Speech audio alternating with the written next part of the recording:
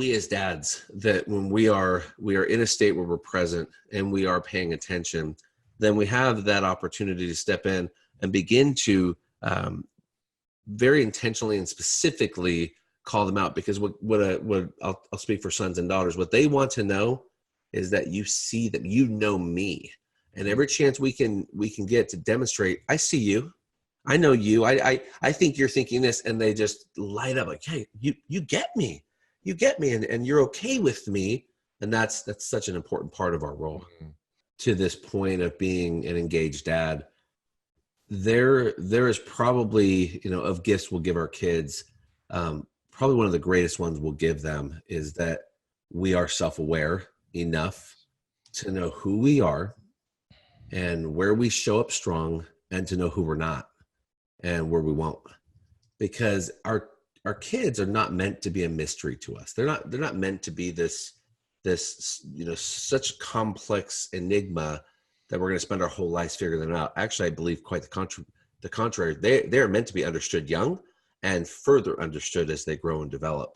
We, to your point of front row dads, we ought to be the expert on these people. Mm-hmm. and be that person that, when they come to us, they're coming, whether it's in their, early childhood, school age, teen, and really awesome when they do as young adults, because they know we know them and we have their best interests at heart. But at the same time, that requires us as dads, we got to know ourselves.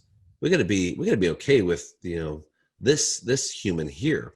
Just this idea that Bob Parr, is out there having to live a false narrative. He has to live a life that isn't him. And they do such a great job in that cartoon of just characterizing the drudgery of being an imposter, the drudgery of having to live a life not true to yourself. Yeah. And so as a dad, becoming more familiar with, whether it's through your own journey of self-discovery, certainly assessments help. There's a ton of them out there. But we thought, what would really help a mom or a dad get to know themselves through a strengths perspective? And so we thought about parenting strengths. So the first assessment in the book is Incredible Kids. The second one after chapter 7 is Incredible Parent. And it's a really quick assessment. It's 40 questions. It's a quick scale. And there are 8 parenting strengths, and you get them in order. And I'll tell you, it is so enlightening to look at that list and go, yep, that's me as a dad. Those top ones, that's who I'm going to be. And with your spouse, to be able to compare the two and check it out. Boy, I tell you, when we've done workshops, light bulbs going off of, oh, this is how I'm going to be this great dad. And as you know, John, in our age of social media, there's so much out there telling us what kind of be this dad. No, be this dad. No, be like that guy.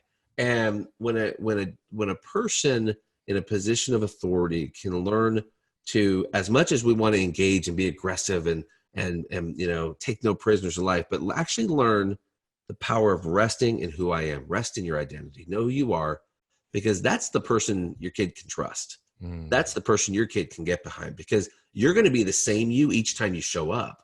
And that's what they're craving is, hey, dad, you're going to have some ups and you're going to have some downs, but could you just be the same one so I know what to expect and how to engage with